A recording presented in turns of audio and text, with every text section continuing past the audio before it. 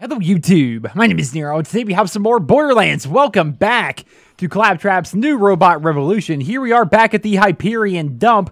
We have a mission to go ahead and kill lots and lots of these Claptrap robots because we need their parts. We need Clap components, 42 of them for Patricia Tannis. And also we need to head down to Tartarus Station to talk to Mr. Blake, the Vice President of Hyperion, which is definitely going to be pretty interesting. If you played Tales from the Borderlands, you know a little bit about Mr. Blake. And of course, if you played Borderlands 2, you know a little bit about Mr. Blake. So it's kind of cool to be able to see him in Borderlands 1 here. It kind of fleshes out the story a little bit, which is why I always say, when it comes to Borderlands, oh, by the way, at the end of the last episode, we got this new pistol, the Anaconda, freaking powerful, especially with my build. I feel as though this thing is going to be absolutely incredible.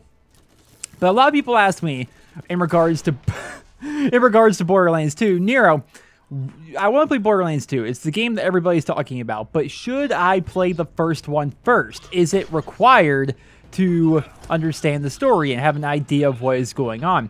And to those people, I always say, when it comes to the Borderlands series, Borderlands 2 is probably the best game to start off with, honestly. Like, 1 is good. You understand the story maybe a little bit better if you were to start off with 1. But 2 does a great job. They're all just spawning right here. 2 does a great job of telling you the entire story of 1 and also piquing your interest in the original Borderlands as well. We can almost one-shot these Claptraps with this pistol. If I were to actually get them in the head... Oh, with the crits! There we go. Where's the crit for a Claptrap? The eye?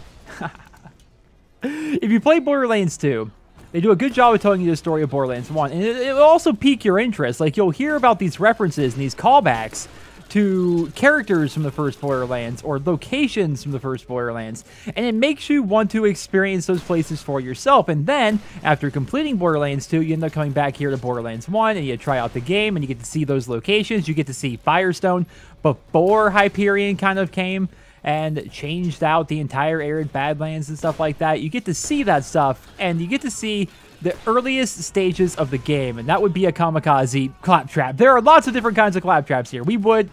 Man, they literally survive with 1 health. There we go. A lot of these guys are coming all at once. All right, I'm gonna get Bloodwing out there.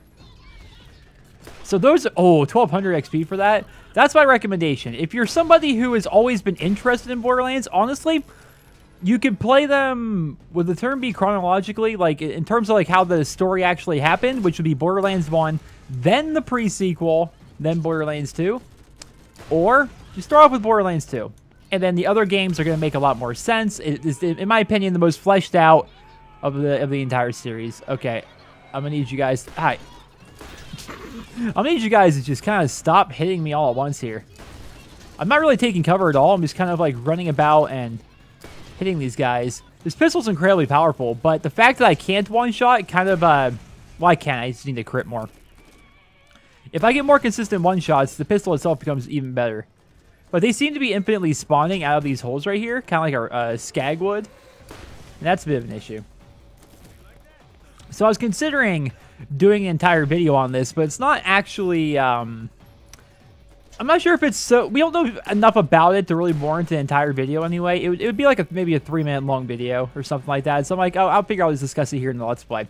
So Randy Pitchford, as I'm sure a lot of you guys are aware of who he is actually... I think we're all aware of Randy Pitchford. What's his actual title? Is he the president, vice president? I don't know what exactly he does. He's like the face of Gearbox Software. And of course, it's Gearbox Software that puts together the Borderlands series.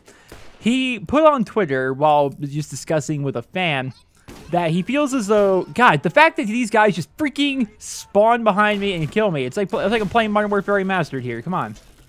But he said while talking to a fan was asking about the humor of Borderlands 2 compared to that of Borderlands 1.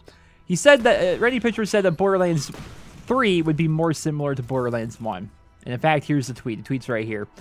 And so that's definitely pretty interesting. There are lots of things about Borderlands 1 that I feel as though they did pretty well. But there's also lots of things about the game that I definitely think Borderlands 2 was a big improvement on. In fact, when you ask people about this, or you see the replies, or there's actually been a couple of YouTubers as well that have made videos on this subject. If you read the comments, you will see that a lot of people seem to agree that Borderlands 2 is it just seems to be the superior game to 1. Like they enjoy the humor more, the way the world was fleshed out, the boss, the levels, the narration, everything, right? Even the little attention to detail. Like, did you guys know that the psychos in Borderlands 2 sometimes will just like recite Shakespeare? Like they'll just be quoting Hamlet, like walking around, like even though they don't even know you're there yet. It's a really good game. But I think it would be cool to maybe see some more aspects of Borderlands 1 in Borderlands 3. Make it so Borderlands 1 is a bit more relevant once again. How many do we have? 29 out of 40 freaking 2. Goodness gracious. Well, it seems like all the Claptraps have stopped spawning. I wonder if I get closer to these walls here. I thought that was going to be a part, not a gun. Oh, well, I can sell the gun. It'll be fine. I definitely think that'd be pretty cool. I would like to see the weapon proficiency system come back. I am a big fan of the weapon proficiencies. Very cool system. And, weapon proficiencies, more team-focused skills, and honestly, that's almost it. Like you can make an argument for the, I guess, the map design and the style of humor that we see in Borderlands 1 compared to 2. But honestly, man, I think everybody wants Borderlands 3 at this point. It's been long enough. The pre-sequel, we're gonna go oh, okay. There's gonna be a bunch of these Hyperion guys here, but I don't think there are actually gonna be any more Claptraps. I may need to like despawn and get out of here. I mean, there are definitely some more parts I missed, but not enough. I mean, definitely not like 11 of them. I don't think that are lying around. Is that one right there? I wonder if there are exactly enough of them lying around, or if I'm gonna have to like go out of the dump and then come back here. I can picture that happening. There's a lot of greens up this way, so we'll go ahead and try and get there. So that's my little discussion, I suppose, on that little bit of news there, as well as the question I get so ridiculously much. You know, what should you start off with if you're trying to get into the Borderlands series? Honestly, Borderlands 2 will get you. It'll get you right on the path. It'll teach you pretty much everything you need to know, and then after playing Borderlands 2, you can make the decision of whether or not you want to go back and play the original, or maybe go play the pre-sequel, which admittedly is a bit more polished. The pre-sequel is pretty much Borderlands 2.5, I guess, but it sounds weird to say it that way, because saying it that way insinuates that like it's better than Borderlands 2, but no, it's Borderlands. It's almost like the exact same thing. We've got 3 more of these things, and I'm not freaking sure where they are, so we're just going to run out of the zone and then run back in, and that should, in theory, fix things up. All right, so now that I've relogged, we can just simply run back there, and everything will be pretty much respawned. Now, something I just now realized, and let's check this chest here while we're running back. Something I just have realized, and it's actually pretty good synergy, honestly. So, my legendary pistols. So, I have the Equalizer and I have the Anaconda. The Equalizer, unending power, this thing generates its own ammo. So, in theory, while I'm going to probably use the Anaconda a bunch because it's so freaking good and powerful, all I have to do is switch over to the Equalizer and I start generating ammo. Like, look down there in the bottom right. Actually, I think now I'm actually at my max ammo. So, time out here, we're going to start shooting. See how it's actually generating ammo? I'm not losing ammo, it's generating ammo. That's a cool feature, right? And so I basically use all the ammo I can here with this pistol. And if I start getting low, start using my other pistol, or maybe just at least have the other pistol out in my hand, and it will slowly but surely regenerate ammo to the maximum amount of pistol ammo that I can actually carry. That's kind of a cool feature, honestly. Very, very happy about that. I just realized that as I was running back. This is a badass? No, just a brute. Yeah. Oh man, even 2 shots can't even get you down. You big boy. All right, 1 shot there got ya. Easy enough. Easy peasy. Couldn't grab all that money right there. Hiya, friend. This pistol is so freaking strong. Oh, man. I am a big fan of this. Now, imagine, like, once my pistol proficiency gets up a little bit. And I don't think... Are there any other skills that I could get that would really benefit my pistol? This will increase fire rate and magazine size. Ooh, actually, magazine size would be pretty good. But then again, I've only got a 2-round magazine. So, like, at most, it's not going to help it all that much. Like, 1 extra shot, maybe, if that even works out mathematically. All right, so I don't need that. I need your part there. Come here, friend. And there you go. So there are our 42 clap components. Now we just run back to Patricia Tannis. I imagine... I've never actually beaten this DLC. And so... I don't remember, like, if she's like, oh, thank you, let's actually do something interesting, or if she's like, hey, all right, so I'm going to need more things. Like, is she just going to continuously send me on these fetch quests to grab her more and more components for some sort of a nuclear something or other? I don't even know what it is she's trying to build here. I'm getting hit from behind, but who cares? Just run past here, get back up, head back to old Tartarus Station. Let's see, since I relogged, let's see. Legendary? Oh, no legendary. No legendary. I want one, man. I need a good sniper rifle. That's what I really need. Before I did my relog, I ran back and I checked the machine. I ended up buying it, but I can't even use it quite yet. There's this snipe. Whatever happened to it? There it is, the fearsome sniper here. So I bought this because my current sniper is pretty weak. It's designed for level 21. So when I hit 37, I can use this one, which won't be, it's not great, but it'll be better than what I currently have. So I'll have a new sniper, but you have to be level 37 to even have it. Bought it from a vending machine back there. Now, it looks like it's like pretty much like daytime-ish here. I think it was nighttime when we were here with the last episode. So let's go ahead and talk to her. Hey, over here. Yoo-hoo. Yes, you. Fantastic. They should limit the invention's improbability factor to -42, which is a big deal. Really. And, ooh, health boost 40%. Does that mean my health goes up 40%? So parts is parts. Tans needs more parts to ensure the protection grid holds on her devices. Ecto containment unit, safeguarding against holoprotonic reversal, which would be extraordinarily bad. So get even more Claptrap components. Really? Are you really going to send me back there? Need fresher Claptrap parts. They're already going stale. Would you rip them right out of the suckers if you have to? So, why does she hate Claptraps? And does this actually tie? Does this actually tie to Borderlands 2? I haven't done these quests yet. I haven't finished them yet, but I am having a bit of a moment here, ladies and gentlemen. So in Borderlands 2, minor spoiler. Did you get lost already? Wow. Minor spoiler. In Borderlands 2, you learn that the Hyperion Corporation basically eradicated like every Claptrap known to man. Basically, they shut down all the Claptraps, killed them all off, no more Claptraps. Am I assisting in this right now? Like Claptrap, the Claptrap that is like the mascot of the entire series. He's like the only actual like CL4P TP bot like left in existence. Are we leading towards that right now?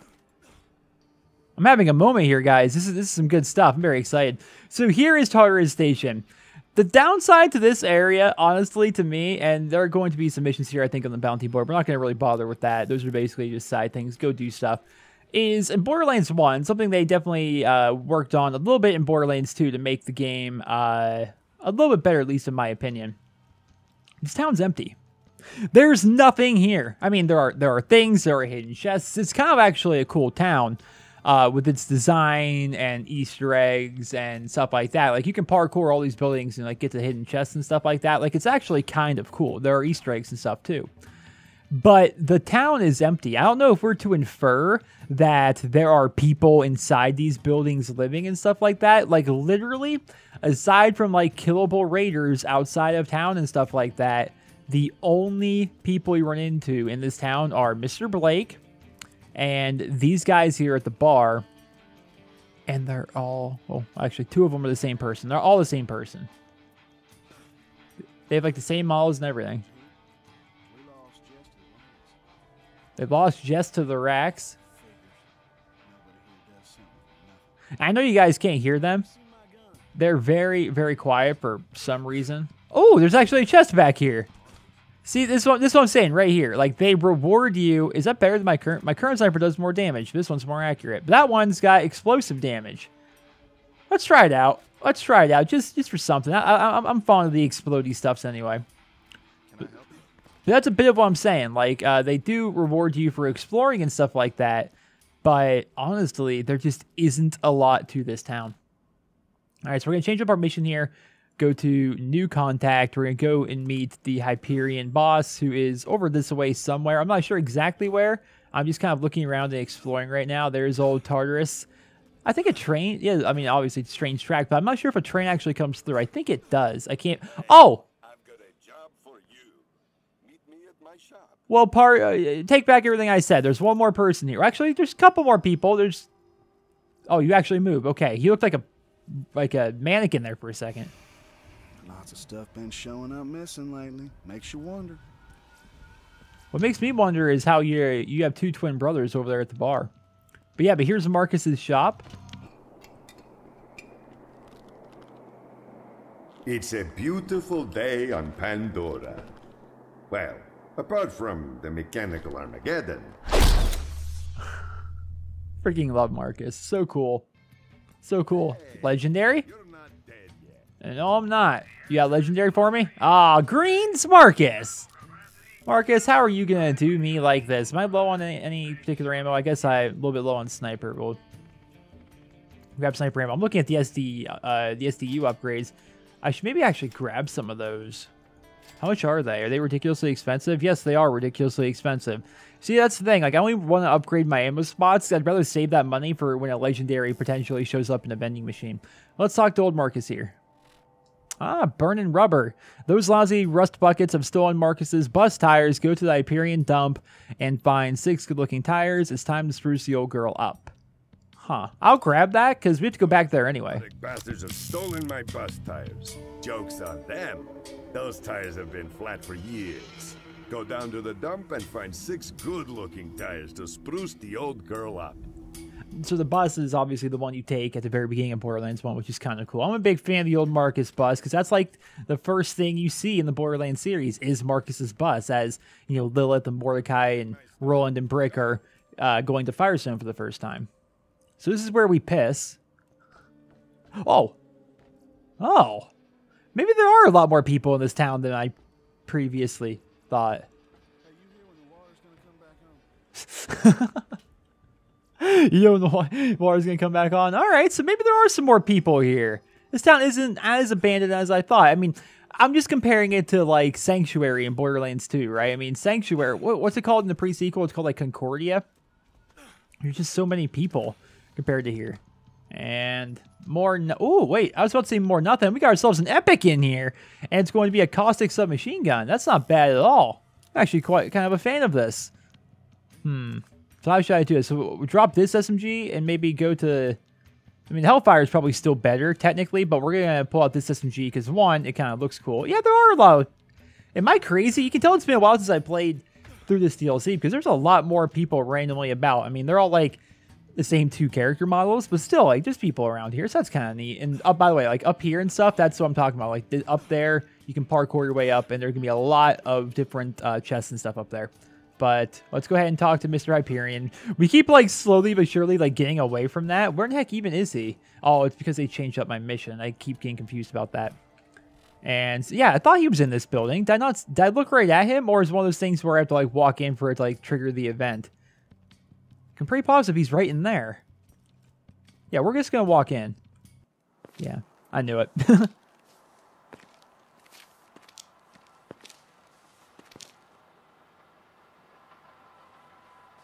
Well, if it isn't our little band of corporate raiders.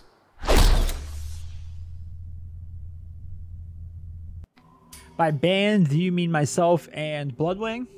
Because I'm the only one here. Good to finally get some FaceTime with you.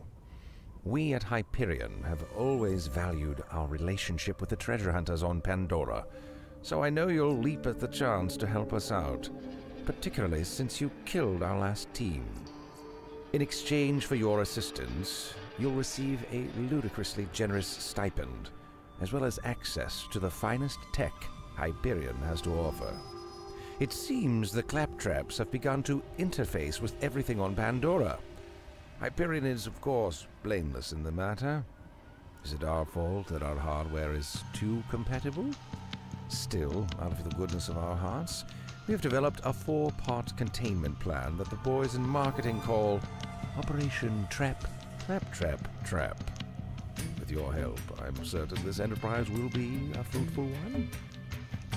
That is an absolutely awful name. Absolutely terrible. Hyperion Corporation wants to hire you to take care of the Claptrap situation. Without a successful Phase 1, there can be no Phase 2 or 3, and Phase 4 would be right out. All of Tartarus Station's bridges are up, and the power is down. We need those bridges lowered in order to reach the next phases. Hyperion Corporation, building bridges to a new tomorrow. Damn, I'm good. All right, so Hyperion brand Claptraps are going haywire. I love how they say Hyperion brand Claptraps, insinuating that there may be some other brand Claptraps out there. I think our Claptrap is obviously Hyperion because he's got the Hyperion colors, but regardless, going back here, they're going haywire and are assimilating Pandora. Time for a little corporate restructuring. Locate the power plant in Sanders Gorge and restore power to lower the bridges for your glorious counter-revolution. Okay, we can do that. No trouble whatsoever. If I remember right, it's like, yeah, it's going to be, we're going to have to go through here, and then it's going to take us to like a whole new area. Time is money, friend. I completely agree. Any Legos? Get excited every time I open up one of these things now. It's always like, oh, is there going to be something in there? Legendaries? Because it happens so freaking often for some reason whenever I'm doing this series. So I'm definitely interested to see how this DLC actually plays out, man. Like, now that I know it kind of ties into Borderlands 2, or like what happens here is actually consequential. Okay.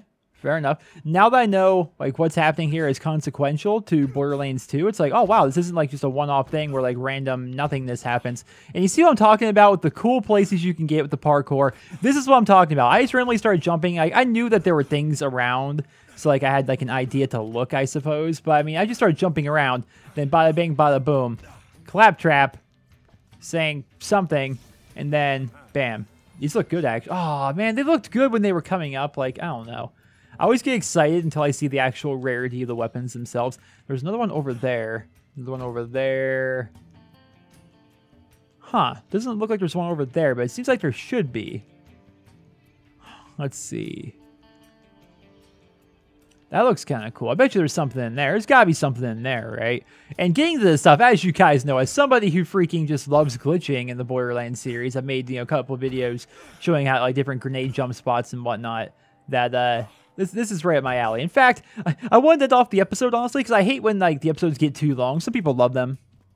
It's all personal preference, honestly. But I wanted to end off the episode there, but instead I think I'm going to try and get... No! Just let me jump!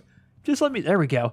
I think I'm going to try and get up to that spot there. Now, I don't even know... I bet you there's a much easier way to get there, but this seems pretty easy to me, doesn't it? There's probably a way involving like jumping on the buildings and stuff like that. So many freaking... Exactly. Team scavenge items, swipe, and out for blood. See, I keep getting these different skills. I need a really good sniper mod. Like, that'd be fantastic. Where was the other one? Over there, huh? Well, if it's over there, I could probably just run across this and get to it no problem. In these older games especially, it seems like when... Not Borderlands specifically, but just games in general, it almost seems like they want to keep you on the beaten path, whereas older games like the original Borderlands here, it definitely seems like they reward exploration. Like, they'll just put, you know, a random place... How do I get on top of there? They'll put a random place, like, out in the middle of nowhere. And you're kind of left to wonder, like, how in the heck did they think that I would actually get here? But they obviously intended for you because, like, they'll have, like, a campfire randomly being there. Or they'll have, like, a chest in the most random, obscure location, you know?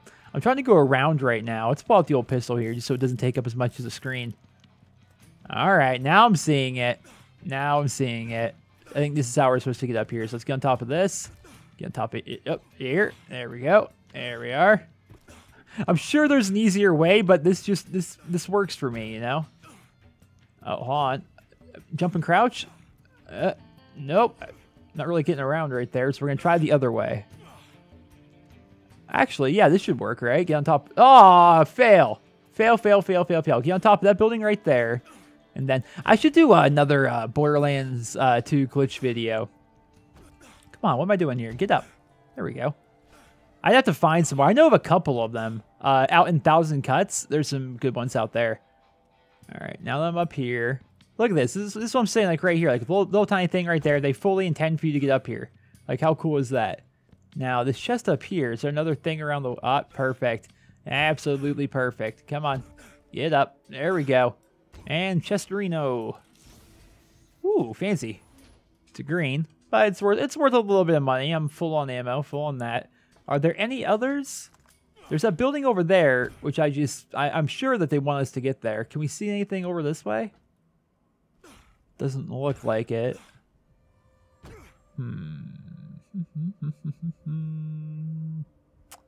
Now I know that's a place over there. It's like an arena, or what's that say? Pip? I can't quite tell what that says. I think it says pit, but I know that's a thing over there, but there's nothing that I'm seeing on top of the rooftops. So let's run and jump over this way. You gotta love the quote-unquote low gravity here in this game to allow you to really get far with your jumps and stuff like that. So just run and jump. Oh, really? There's nothing in here? Would have been cool. Turtle is all the way down. That's not an Easter egg. That's in a lot of places. Like, there's a building asset similar to this at the Firestone Motel, right by Firestone, as you may imagine. That says the same thing. So that's not quite an Easter egg or anything like that. Well, can I get on top of the roof here? I know I can if I grenade jump, but can I do it normally? Screw it. Let's grenade jump up. Let's grenade jump up. Take off your sniper mod. You throw your grenade at the ground. Let it bounce once. Jump up in the air. Kaboom! There you go. Grenade jumping. Ladies and gentlemen, it's fun. It's a fun time. There's nothing up here, huh? I could have sworn there would be something up here, but it appears that there isn't. I feel like I missed one. I probably did, but regardless, ladies and gentlemen, that's all I have for you guys here with the second episode of my Borderlands 2 Claptrap's New Robot Revolution DLC playthrough. I hope you guys will enjoy. Stay tuned for the next episode. We're not going to be killing Claptraps with Patricia Tanis like all that much right now anyway. We're going to continue on doing like main story stuff, and we'll go back and finish that stuff up later. Our current mission is to go ahead and head to Sanders Gorge, where we will be restoring power to a power plant, lowering bridges, and so on. So, ladies and gentlemen, thank you guys all so much for watching, and I hope you guys all have a wonderful day.